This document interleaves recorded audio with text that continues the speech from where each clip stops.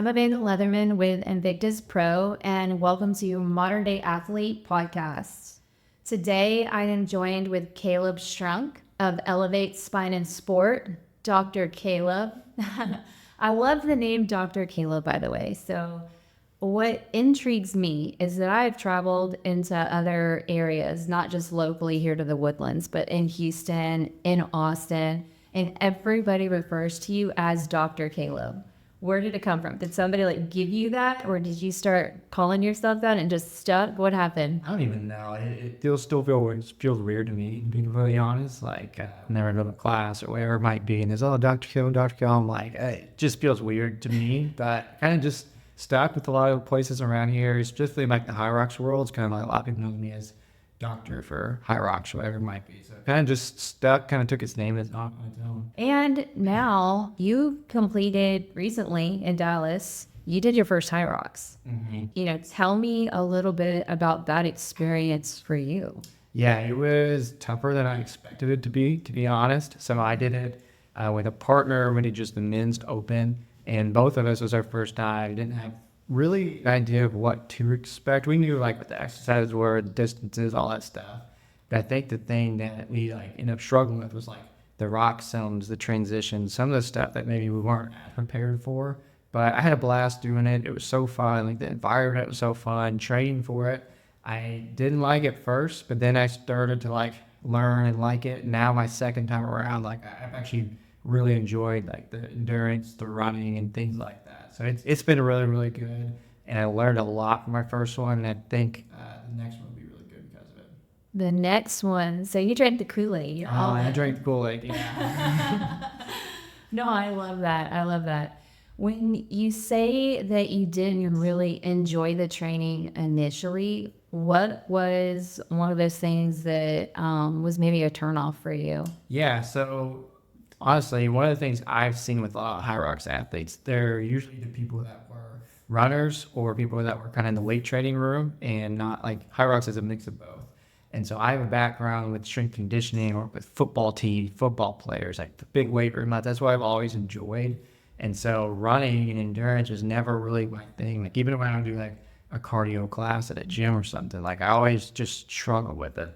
And so that early on and getting over that hump of things was a big struggle for me. And then funny enough, what I thought would be my strong suit, slide pushes and slide pulls, more of the weight side of things, was actually my weakness, because I think I focused so much on endurance. It was I'll be fine, and then completely forgot about it. It ended up being a weakness of mine. So it's definitely a challenge that a lot of people face, particularly with the endurance side of it. And I think as a coach, the good cue and guidance there is teaching people to breathe and pace it out. But in terms of, going through your first experience and now training up for your second, what have you learned? So this next one I'm doing solo. So I've got to really pay attention to the meters I'm doing, the amount I'm doing, things like that. So the two biggest things that I'm working on right now are running more, just getting comfortable with being tired and still running, or being tired and also doing the weight side of things.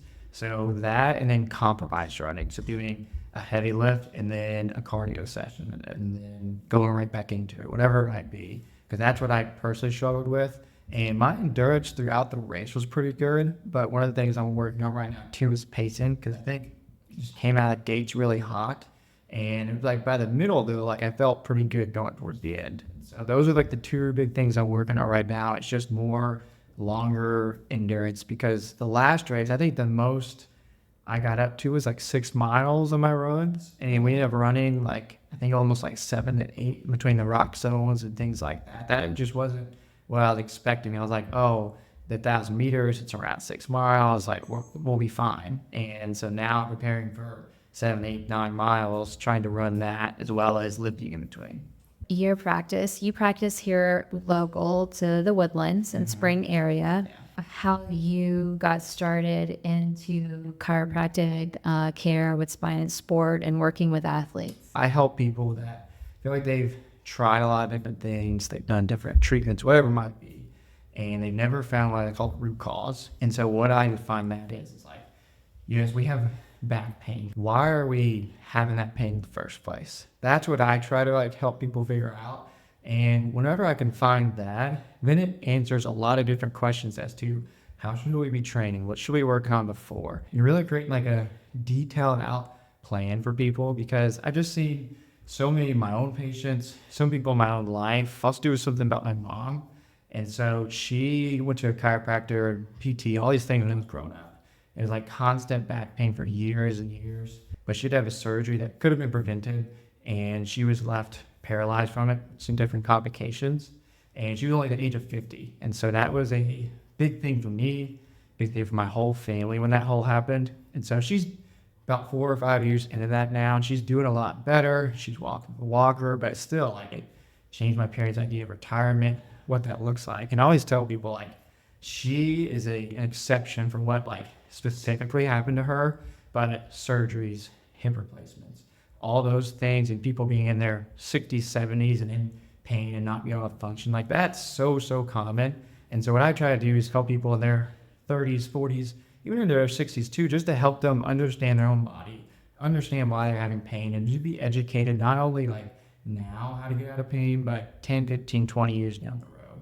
So that's a lot of what I do and who I see now. And, you know, with a lot of these HYROX athletes, they're going into it and they're just kind of training, and maybe train through pain or don't know why they're having pain, and just helping them to kind of understand why. My big thing and big purpose, because everybody's a little different. It's not necessarily like, hey, here's 3 exercises to fix your back pain, 3 exercises to fix your knee pain, because for one person it might be great, for the next person it might not work at all. That's why a lot of like traditional treatments of, you know, injections, just treat the area, don't always work. For some people they do, but there's 20% of the population it doesn't work, and that's a lot of who I see. It's quite a remarkable and inspiring story to hear about your mother. I know that I've heard you tell that to me a little more in depth in the past when we've worked together or seen each other. I really think that there's something truly genuine and notable about the thoughtfulness that you observed what happened and wanted to be proactive. And now that proactive approach and educational purposes is carrying over to all of your clients. Yeah. So I, as an educator as well, I really find that being one of those key aspects and really working with your clients and making sure that they're educated in all of the approaches and things that you do and steps that you take with them. Yeah, I appreciate that, because, you know, I always tell people, like, my big goal is to be the provider which my mom would have talked to 10 years ago. Like, she would have had a plan. She would have understood so many things beforehand. You know, so background on my mom too, she had breast cancer when she was, I think, in her early to mid 40s. And like the stuff that happened to her with the surgery and all the complications, like, they're like, she's a 101. We've never seen this before. And I remember, I think it was last spring, I talked to somebody. My wife works at a cancer center here. I talked to one of their physicians that sees a lot of stuff. He's like, oh, she was probably taking XYZ. I was like, yeah. Is she probably did XYZ? He's like, yeah. He goes, oh, yeah, I've seen that before. Like, they should have 5 years ago told her that. I'm like, okay, like, why couldn't we have seen you? And so now I'm trying to be that provider. Like, hey, if she would have seen somebody like that 10 years ago, it'd be different. So.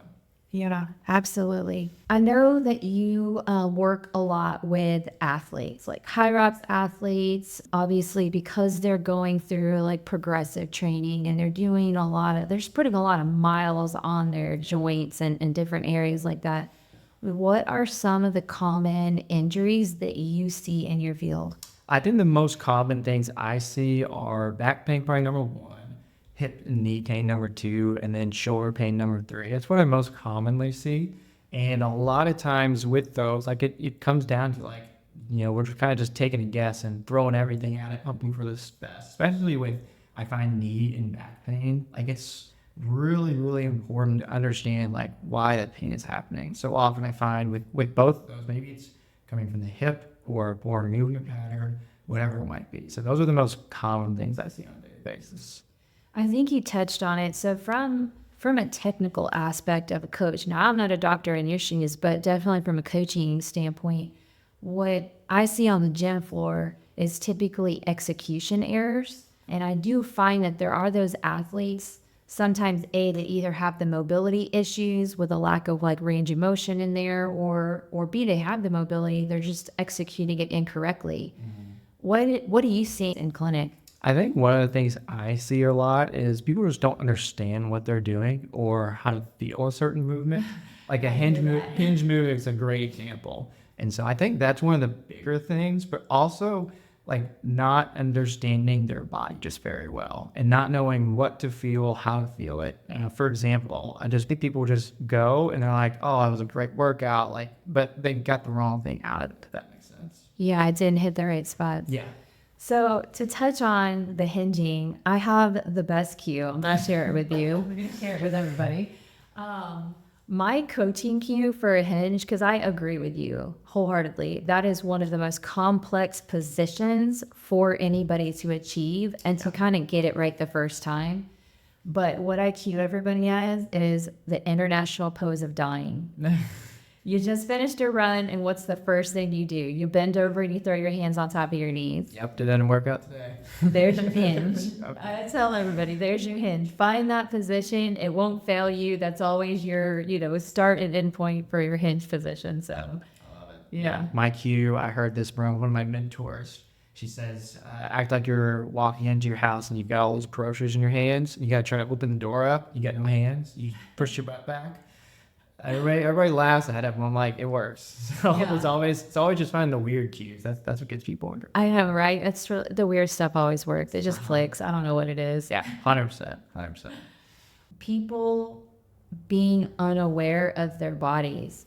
And I think a lot of what we're starting to see, and kind of a concern that I have moving forward over the next like 5, 10, 15 years, is looking at the increased rate of sedentary lifestyles and our youth that are just plugged into devices. They're not out in sports. They're not out in the streets just running around being a kid, getting hurt, having fun, jumping off the back of vehicles like they're not supposed to, but you kind of envy and wish your joints still let you do that.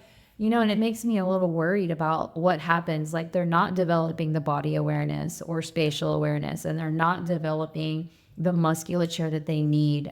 Have you started to see any of that in clinic? Oh yeah, so not as much now. I see a lot more of like the adult athlete, but I have a strong background working with a lot of high school and college kids, and I would see, there's a strong difference of the kids as far as like athletes go that were like not plugged in. They were doing the right thing. They were active. There's a massive difference. But I also see it like later in life too, the people that are like being active, taking care of their bodies, things like that. In the store, I always tell, I came here from Florida, and now there's so many people that are retired that come from all over the place to live in South Florida. And I'll never forget, it was one of my first couple of weeks of working there. We had a guy come in, and he had like 2 shoulder replacements, a hip replacement, knee replacement, sedentary. Oh my God. And it was just now like, all right, now I got to be active, and I need you to fix me. And I was like, all right, we got to pump the brakes, because that's not happening. Like I can help you, I can manage this, but we're not fixing anything, because for 30, 40 years, he was sedentary, didn't take care of himself, things like that. And then I think it was either the next patient within that same hour, the husband and wife coming in, they just got done playing pickleball, they're in their mid-70s, like healthy as could be. They were about to go on a month-long trip to the mountains to just play golf and tennis. And so you talk to them, and they were exercising, and it doesn't take anything crazy. I think that's one of the things people think you got to just eat salads, work out every day to like live healthy. It's just a couple days a week. You can go on walks. Walks just a massive thing as far as like an easy, just like get some movement in. You're never gonna be perfect, and that's okay. You can shoot for it, but it's all about like balance when it comes to that stuff, and over a long period of time. But just thinking long term with it, like how can I just be active today, whether it's a walk or doing maybe 10 minutes of mobility work, things like that, even though we're not working out. Yeah, absolutely. Consistency is key. Consistency is key. Yeah. So that's been cool. So you practiced in Florida, but you went to school in St. Louis. In St. Louis. St. Louis, yes. So you're just kind of a traveler. You've been all over the place. I'm from Kentucky, went to St. Louis for school, went to my like preceptors and all that stuff down in Florida, and then followed my wife's family here. Now we're here to stay. I love Texas. I'm sure the weather right now is actually making it a little more enjoyable. Yeah, a little bit. All right, welcome everybody back. It's Amanda here, Modern Day Athlete Podcast. We're joined with Dr. Caleb of Elevate Spine and Sport. And let's talk a little bit about HYROX. Huge sport of fitness, really taking over the nation right now. Came from Germany, so going global, and quite a strong competitor for CrossFit and what CrossFit was in its infancy, in its early days.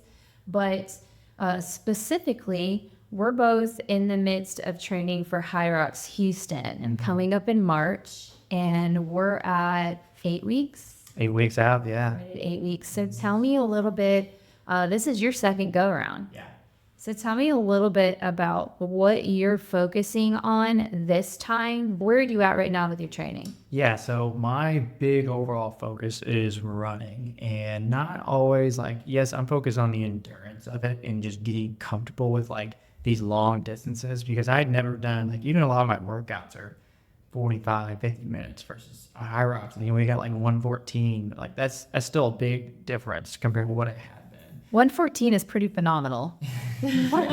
We were moving, that's for sure. So, but yeah, so with the running, and then also like just improving my running. A run is just micro versions of a max vertical jump over and over and over again for a long time. So we can train that. Like our tendons are ready for it. They can build that endurance. And so that's one of the big things I'm working on right now, is to maximize the efficiency of my endurance running. Yeah, I love that, especially in the performance or elite athlete realm.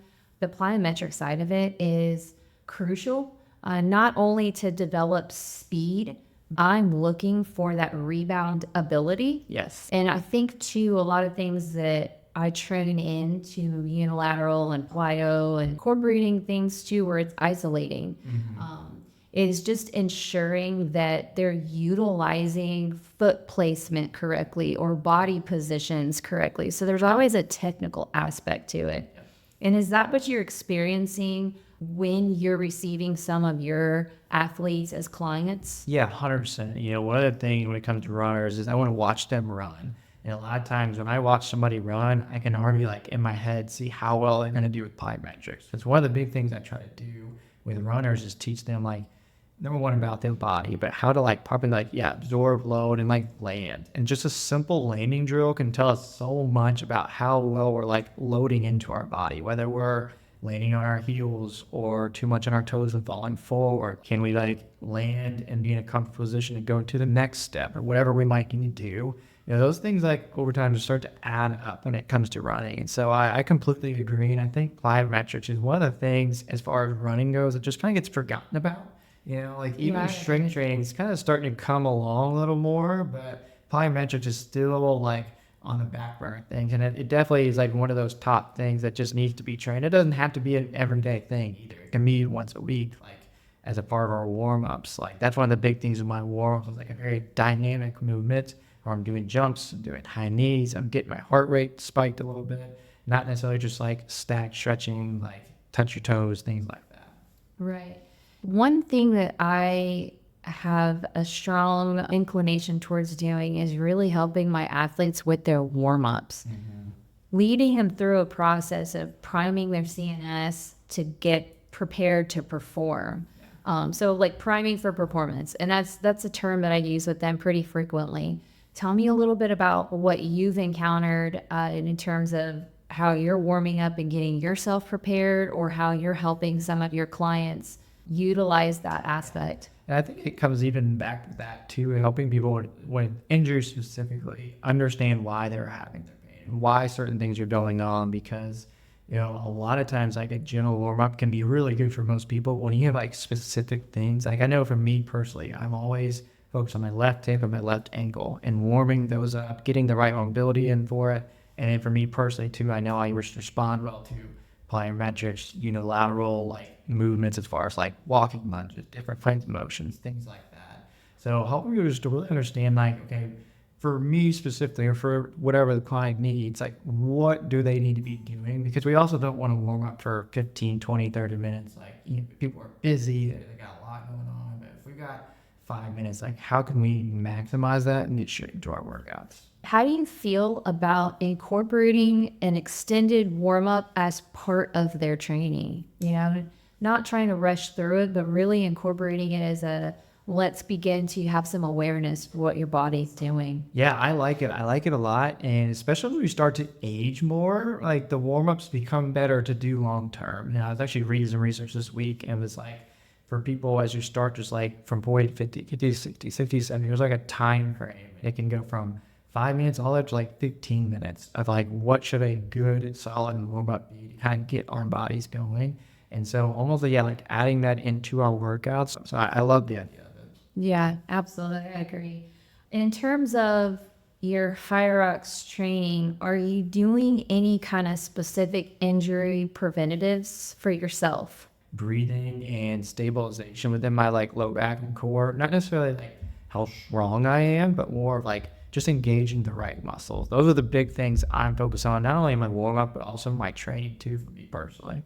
Yeah, that sounds good. I mean, I think there's a lot of us that incorporate the running aspect and begin to have hip, knee issues. I'm sure, especially now that you're branching into more of the HYROX athlete, you're seeing and dealing with a lot more of that. Yes, 100%. Yeah, making sure people like just understand what it is they need to work on, and that's what I like. It comes back for me. I'm helping you understand why they're having their pain, because it's one thing to just like go do a warm up, but it's another thing to like, okay, I know my hip hurts because of XYZ and I need to work XYZ movements and it's going to feel better. My movement's going to feel better, all of that stuff.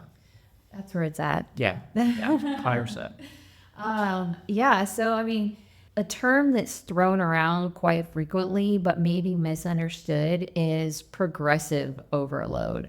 I think that one thing I have to deal with a lot from the coaching side and training side is taking whatever go balls to the wall kind of mentality or ego thing that's going on with the athlete and really dialing that down. Yes. And then giving them an understanding to progressively overload, meaning we implement a reasonable weight in training, and the next week or the next cycles, there's small increases in that load so that the body is adapting over time and not suddenly and rapidly. 100%. Yeah, from your side of things, it's like programming it all in. And then on my side of things, it's making sure, number one, they're following that programming, but also number two, they are like doing it in the right way. Because I see a lot of times with, especially hybrid athletes, HYROX athletes, endurance, they get injuries whenever we have like a volume spike. So let's just say, for just a running easy perspective, we've been doing 2 miles, 3 miles, but then one day we just are feeling good. We decide to do 5 or 6.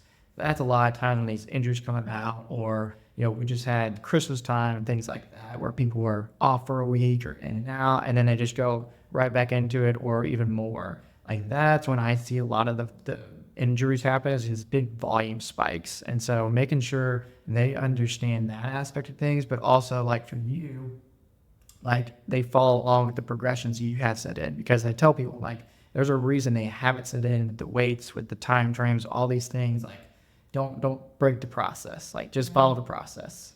Slow is smooth and smooth is fast. And so that's something that I live by, and I try to train in and incorporate into all the training, and just really ingrain that into their mindset. 100%. I mean, I've been there, done that, where I go on vacation, come back, and just start lifting as heavy as I'll get out, and you're sore and can't walk for a week. It's like I've learned my own lesson with a lot of that stuff. What other things do you do besides just HYROX? Yeah, so I love spending time with my wife. One of the biggest things I love to do, whether it's a date night, go on walks, like just being active. One of my also other passions is golf. I loved golf. I picked it up during COVID, and now I treat a lot of golfers too. And so that's also a big passion of mine, because I love to play. I wish I could play more. And I think from a golf perspective, I found in the medical world, there's a big gap where like people say they treat golfers, say they understand it, this and that, but they don't really understand the desires and wants of a golfer. And so I found a gap in that, and so I treat a lot of it. I love to do that as well. So those are some of the bigger things. Spending time with family, like family is such a big thing for me too. Yeah, no, I can see that, and I know that you're frequently posting a lot of pictures of you and your wife out, and then so y'all definitely love the outdoors and taking advantage of the area that we're in. Yeah. That's why we were in Florida for a while, and now we're here. We love the warm, love just being outside and doing things. My wife would go crazy if we were inside all day. I feel that. You talk a little bit about golf, and I can tell that you have a passion there for it. And then also training, just living that active and healthy lifestyle. And are you also seeing any kind of correlation between your golf? I guess they're golfers. Are they golf athletes? I call them athletes. I try to make them athletes. That's for sure. Oh, they're all athletes. They're all athletes. So is there any correlation that you're seeing between this style of client coming from, I guess I would say, is golf considered lower impact versus, HYROX is definitely hybrid and a little higher impact, but Yeah, very different as far as like the athletes go and the demands. And then I think one of the things actually with golfers is while it might seem low impact, at the swing itself, our body goes through a lot of stress. It just doesn't maybe anywhere from 70 to 100 if you're not great at golf, 110, 120 times around. So like things like that, like it's just a lot of impact all at once on our swings. And so I think as far as the difference between the golfers I see and the HYROX athletes I see is really HYROX athletes need to be well diverse in a lot of different movements, a lot of different things. Golfers, like we can kind of like pick and choose what we need to do and what we need to be good at. And it's also important in golf too to really understand what specific parts of their bodies are moving well, what's not well. I think even more important for golfers is understanding the controller body, understanding their body well. And when a golfer starts to fatigue or go through whatever, that's when their game starts to slowly go down. The pain starts to come around. Same with HYROX athletes, but I think it gets glorified more in the golf game for sure. yeah, I think there's definitely, now that you're talking on it, just to touch on it, from a training aspect, I imagine that it takes a little bit more of body control to execute some of the golf aspects in terms of incorporating rapid, explosive movement with rotation. I feel like there's a lot of back injury that will occur, but they're not realizing to implement, opposite planes. So it would be working on engaging abdominal areas. 100%. When it comes to like the pro golfers, they are some of the best in the world at controlling their body. It's like you tell them to do something, they can do it, they can feel it. And when it comes to just the average amateur golfer, they don't have any feel in their body. They might have a good like swing cue, but when their body starts to break down, their body's going to go to like the path of least resistance. And so when it comes to that, like just subconsciously, that's when injuries start happening as far as like back pain, hip pain, things like that. One of the more common things I know is getting a little technical is called early hip extension when it comes to golfers. A lot of times that is a subconscious thing, whether due to lack of mobility in the hip on our backside, or we don't know how to like load into our hip, and we just shear our hips forward and it's just compressing into our low backs. That's one of the more common things I see as far as like swing fault goes and body movement mechanic goes and things like that when it comes to the golfer. Yeah. So when you're talking in terms of hip extension, is that occurring in these athletes because they don't have the isolated control of their body and their movements? Very well could be. Sometimes they have the control, they just don't have the mobility to even like stay in there too. So I think a lot of times with golfers, mobility is probably like step one to figure out. It's like, okay, where can we move well? Because in the golf swing, there's two areas in our thoracic spine and our hips. We've got to be very mobile. And if we're not very mobile, the low back kind of sits in between it, almost like a sandwich. And the low back's going to want to like compensate, start doing a lot of the work whenever one of those two can't do their job. So I see that so much in golfers where if one thing doesn't do their job, everything else starts to try to compensate for it. And it just builds up more tension in our whole body with it. One of my golfers recently, when he first came in, like his whole body was just like tight and tense every single swing, and we're just like, hey, let's get you just to calm down, like lower the grip strength, like just decrease the tension in our body. And it's taken away some neck pain, shoulder pain, like all these different things.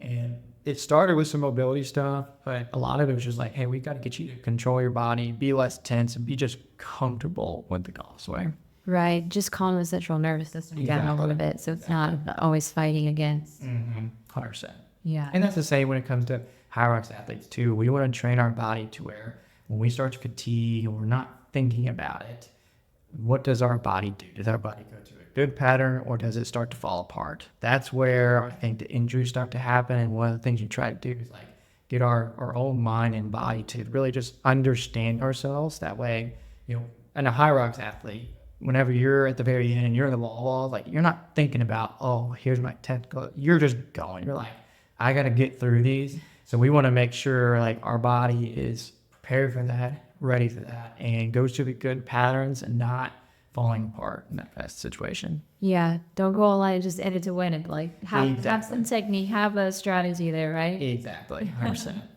Just kind of taking this a little step further, where can some of these clients or if any of these audiences interested in coming to find you, where can we find you? I think the best way is probably through Instagram.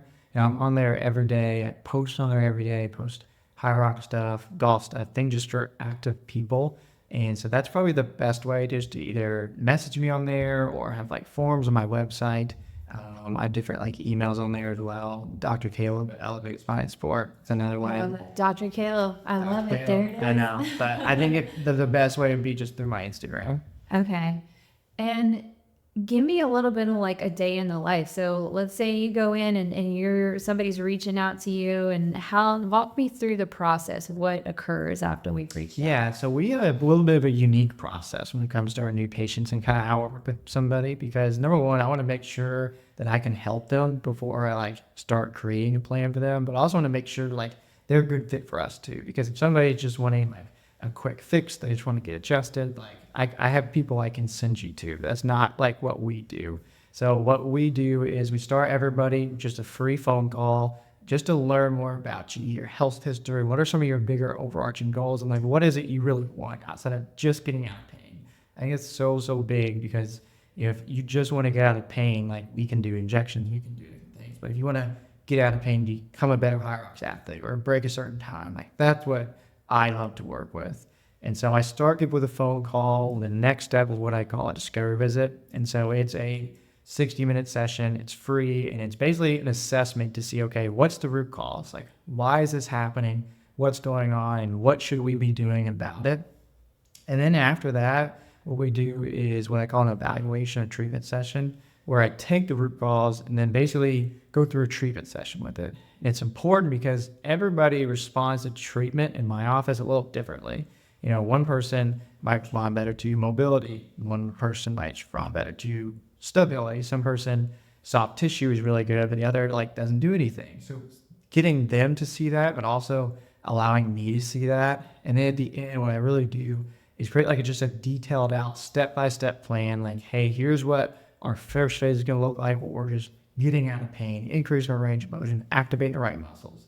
Then we start to stabilize it. But then importantly, at the end, what we're trying to do in our plans is just to like build a life out of it for them and help them to be out of pain, not only now, but long term. And 10 years from now, if let's just say somebody has back pain and they've been for months or years, like they have flare-ups for 2 weeks at a time, my goal 10 years from now is they're educated, they understand it to where maybe like I can't promise we're never going to have pain again. It's going to happen. But how do we minimize it, educated, things like that. And so that's what I really try to build for people in the long term, is just to create like a long-term solution for people when it comes to these chronic pains they've had. No, I really love that. And so just to make sure that I have a deeper understanding of what you're saying, the process is, when a potential client comes to you, you take them through a 3-phase process? Yes. Yeah. With each client? Each client, yep, because like I said, I want to make sure like we're a good fit for what they want, but also they're a good fit for us. And I've had people that I've said like, hey, I think XYZ is a better option than here. I had somebody literally last month I was like, what I'm going to do won't get us to here, but he was due for a hip replacement. Like he needed it. Like that was going to be a better option. So that's where I referred him to. And so that's why I go through the process and do it the way I do, kind of rule people in and out throughout that. That is the definition of individualized care. Yeah. And that's why you do what you do. Yeah, I 100%. mean, it takes it right back to the grassroots of this is why you are doing what you do for everybody. 100%. But I try to go as in-depth as possible for people, make it as individualized as possible. We even have our own app now where I put like our own rehab exercises and homework for people to be doing, and they get full access to that just to get like an experience. Like, hey, this is personalized. This is for me. This is building me for a long-term solution and long-term answer to my pain. Yeah, definitely working towards something that's sustainable Yes, exactly. and for the longevity. Yes. Yeah, absolutely. Reach out, Instagram, Dr. Caleb, Elevate Spine and Sport. That's where you're going to find him, message him. I know that I've come into clinic and worked with you. We're dealing with some shoulder issues. Definitely has been a tremendous help in helping me move past increasing the stability, but then transitioning into strengthening. Yeah. Even as an active athlete like myself, who's competed for so many years, I mean, some of that deterioration, tendonitis, just nagging injuries occur. So there's not lost hope or it's not a lost cause. Anybody can come and you can help them through it. 100%. I appreciate those words, and same to you. Like, I recommend you highlight people when it comes to HYROX and hybrid training, and just to be like that adult athlete when it comes to training. Like, you understand the programming, you have the experience. I definitely can't recommend you enough either. Well, I appreciate you so much for coming on, Dr. Caleb. It's still weird to meet here too. So, but yeah, just own it. Just I love it. embrace it. Take it in. All right. Well, thank you. Yeah, thanks for having me. Absolutely. All right. So I'm dying to know, what are some of the most frequently asked questions that you get? People are like, why does my back hurt? Like, there's a lot that goes into that. I don't really know for sure. So that's a common one I get. They also ask, like, how should I warm up? That's another one I get a lot. How should I cool down? You know, what, like, does longevity look like? Things like that.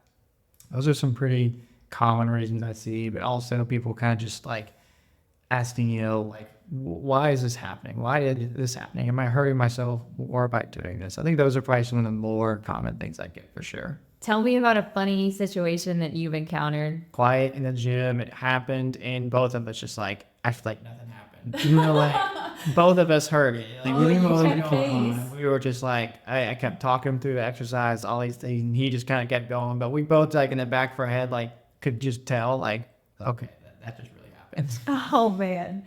I mean, so you've trained with younger athletes too, which I'm sure you've probably encountered some situations that just... Gosh, yeah. I've had, because I trained before I got into high school and college, like combine rail things. It was a lot of like middle school kids. Oh, man. And yeah, the stories they hear, stuff that comes out of their mouth. They've got their own language these days. Oh, yeah. I don't even understand half of what they're saying. Oh, yeah. I don't understand. Like, it's funny. I'm on social media so much for my business, but if I didn't have that, I wouldn't have any social media. I wouldn't have anything. And so I really don't get on it very much. And some people like talk about these trends or whatever. Like, I'm like, I don't know. Like, yeah, I don't get on it very much, which is kind of funny. My office is within a personal training gym. Okay. He's 89 years old, and he is in there. He can move around like crazy. It's really, really impressive, this guy. And like, I'm always like, man, I wish I could move like this guy. Like, he's in there doing all his stuff, this and that. Like, he's living better than most people in their 20s are. And so it's kind of funny to see the difference in that kind of stuff for sure. You usually hope though, right? When you 100%. see things like that, Yeah. 100%. you know that it's not all lost. Like, they're still there. Yeah, I think people are starting to see that more and more, that life is out there. It's possible. You just got to take care of it beforehand. Yeah, absolutely. Definitely. You need to check out Dr. Caleb. Follow me on Instagram. I'm posting stuff on there every single day. You can shoot me a DM, ask me any questions you might have. I'm always just happy to help, that kind of stuff. Absolutely.